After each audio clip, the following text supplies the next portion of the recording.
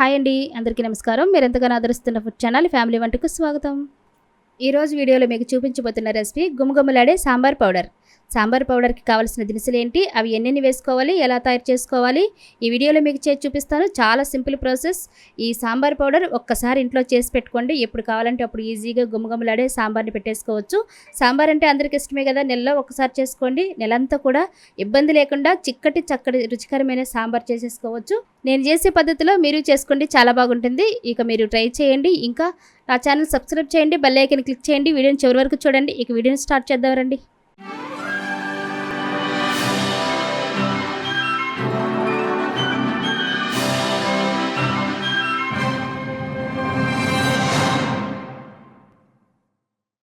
ఇప్పుడు స్టవ్ వెలిగించుకుని ప్యాన్ పెట్టుకుని మీకు చూపిస్తున్నాను చూడండి. ఈ గిన్నె కొలతతో మీకు ఎన్నెన్ని వేసుకోవాలో నేను చేసి చూపిస్తానండి కదా. నేను చూపించిన గిన్నెతో మినపగుళ్ళు తీసుకున్నానండి. ఒక కప్ అయితే సరిపోతుంది, ఒక గిన్నె. అవి కూడా మన ద్వారగా వేయించుకోవాలి. లో ఫ్లేమ్లో పెట్టుకోండి.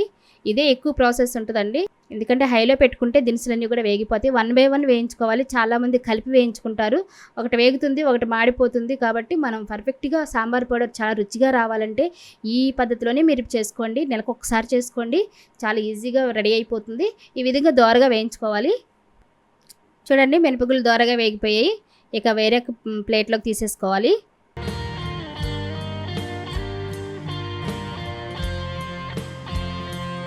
ఇప్పుడు ఈ గిన్నెతో 2 కప్పులు ధనియాలు వేసుకోవాలి. అన్ని 1 కప్పు వాడితే ఇది డబల్ తీసుకోవాలి, అప్పుడే రుచిగా ఉంటుంది. దీన్ని కూడా మనం లో ఫ్లేమ్లో వేయించుకోవాలి. ఈ ధనియాలను కూడా దోరగా వేయించుకోవాలి, మాడిపోకుండా. ఇవి కూడా మనం ప్లేట్లోకి తీసేసుకోవాలి. ఇప్పుడైతే గిన్నె కందిపప్పు తీసుకోవాలండి. ఇది కూడా దోరగా వేయించుకోవాలి. హై ఫ్లేమ్లో కాకుండా లో ఫ్లేమ్లో పెట్టుకుని వేయించుకోవాలి.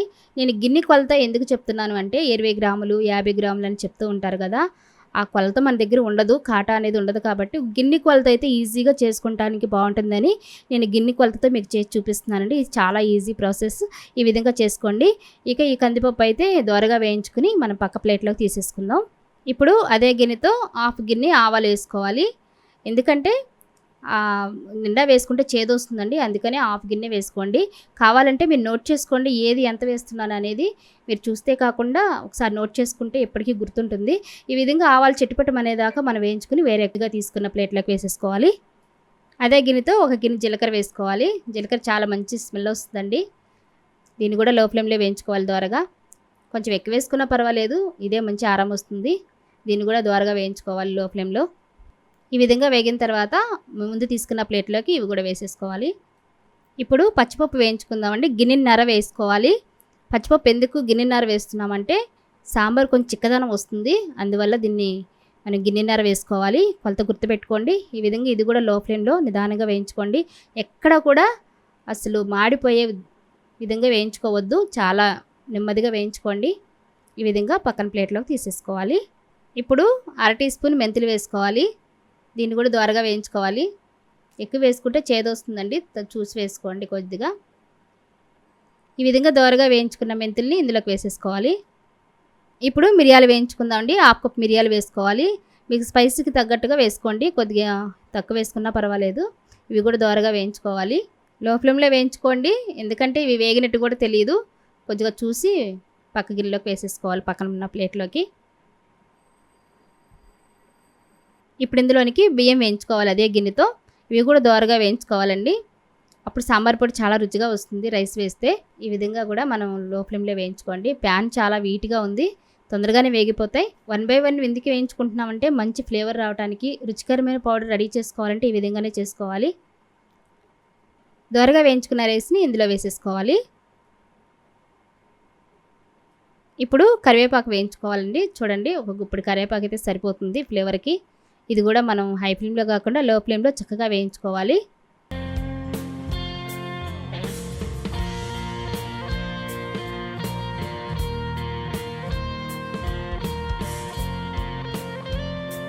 ఈ విధంగా మొత్తం డ్రై అయ్యేదాకా వేయించుకోవాలి కరివేపాకు, మాడిపోకుండా. దీన్ని కూడా పక్కన ప్లేట్లోకి తీసేసుకోవాలి. ఇప్పుడు స్పైసీ కోసం ఎండుమిర్చి వేయించుకోవాలండి. ఎండుమిర్చి తొడాలు తీసి ఇలా మజ్జిగ చితుపుకుంటే అడుగుకి విత్తనాలు వచ్చేస్తాయి. అవి కూడా వేయించుకుంటే చాలా బాగుంటుంది, రుచికి మంచి వాసన వస్తుంది. లేదా పచ్చివాసన వస్తుంది కాయలతో పాటు వేయించుకుంటే. స్పైసీకి తగ్గట్టుగా నేను ఎండుమిర్చి తీసుకున్నాను. ఎండుమిర్చి ఘాటు మనకు రాకుండా ఉండాలంటే కొంచెం ఉప్పు వేసి వేయించుకుంటే ఎప్పుడు కూడా ఆ ఘాటు అనేది మనకు రాకుండా ఉంటుంది, పొగరనేది. ఈ విధంగా అన్నీ కూడా దోరగా వేయించుకోవాలి. హై ఫ్లేమ్లో పెట్టకుండా ఎప్పుడు మీడియం ఫ్లేమ్లోనే దినుసులన్నీ కూడా వేయించుకోవాలి. ఈ విధంగా దోరగా వేయించుకోవాలి. ఈ విధంగా ఏగిపోయిన ఎండుమిర్చిని మనం పక్క ప్లేట్లోకి తీసేసుకోవాలి.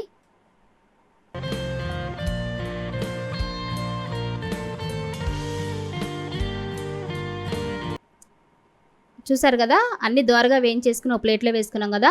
ఇవన్నీ కూడా పూర్తిగా చల్లారాక మనం గ్రైండ్ చేసుకోవాలండి. చూడండి, ఇవి ఒకసారి 10 నిమిషాలు ఫ్యాన్ కింద పెట్టేస్తే ఆరిపోతాయి. తర్వాత మీకు మిక్సీ బట్టి చూపిస్తాను.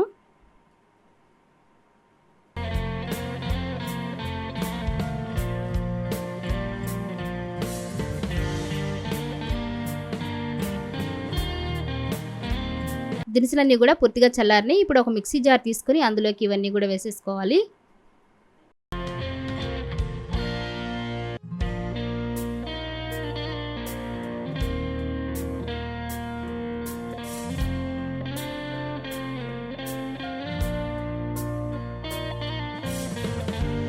ఇప్పుడు ఇందులోనికి 1/2 టీ స్పూన్ ఇంగువ వేసుకోవాలి. చాలా టేస్టీగా ఉంటుందండి. దీని తర్వాత 1/2 టీ స్పూన్ పసుపు కూడా వేసుకోవాలి. చాలా బాగుంటుంది. ఇవన్నీ వేసుకుని మనం మెత్తగా గ్రైండ్ చేసుకోవాలి. చూసారు కదా, మెత్తగా గ్రైండ్ అయిపోయిందండి. చూడండి, ఆపుకుంటూ మిక్సీ గిన్ని మళ్ళీ మళ్ళీ గ్రైండ్ చేసుకోండి. బరకగా ఎక్కడ కూడా లేకుండా, మరీ మెత్తగా కాకుండా మీడియం సైజులో ఈ విధంగా గ్రైండ్ చేసి పెట్టుకోండి. ఈ విధంగా గ్రైండ్ చేసి పెట్టుకున్న సాంబార్ పౌడర్ ఒక బౌల్లోకి వేసేసుకోవాలి. చాలా మంచి గుమగుమ వాసన వస్తుందండి. మా కిచెన్ అంతా కూడా సాంబార్ పెట్టుకున్నంత ఫ్లేవర్ అయితే వచ్చేస్తుంది. మీకు నచ్చిందా ఈ వీడియో? మీరు కూడా ట్రై చేస్తారా? ఈ విధంగా చేసుకోండి. కొలతల ప్రకారం చాలా బాగుంటుంది. ఈజీగానే చేసుకోవచ్చు, కానీ 1 బై 1 వేయించుకోవడమే కొంచెం కష్టంగా ఉంటుంది. కొంచెం టైం తీసుకుంటుంది. పర్వాలేదు. రుచికరమైన పౌడర్ కావాలి అనుకుంటే టైం తీసుకోవాలి, నిదానంగా వేయించుకోవాలి. రుచికరమైన సాంబార్ మనం పెట్టుకోవాలి. ఈ విధంగా రెడీ అయిన సాంబార్ పౌడర్ ఒక గాజు సీసాలో స్టోర్ చేసుకుంటే చాలా రోజులు వస్తుందండి. ఈ విధంగా మీరు ట్రై చేయండి. ఎందుకంటే వేరే డబ్బాల్లో పెట్టుకుంటే ఆరం అనేది పోతుంది. చక్కగా గట్టిగా ఉన్న మూత పెట్టేసుకుంటే చాలా రోజుల్లో ఉంటుంది. మనం ఎప్పుడు కావాలంటే అప్పుడు ఈజీగా పెట్టేసుకోవచ్చు సాంబార్. చూసారు కదా, సాంబార్ పౌడర్, గుమగుమలాడే సాంబార్ పౌడర్ అయితే రెడీ అయిపోయింది. మీరు ట్రై చేయండి. ఇంకా నా వీడియో నచ్చితే లైక్ చేయండి, షేర్ చేయండి, కామెంట్ చేయండి. నెక్స్ట్ వీడియోలో మళ్ళీ కలుద్దాం. Thank you for watching.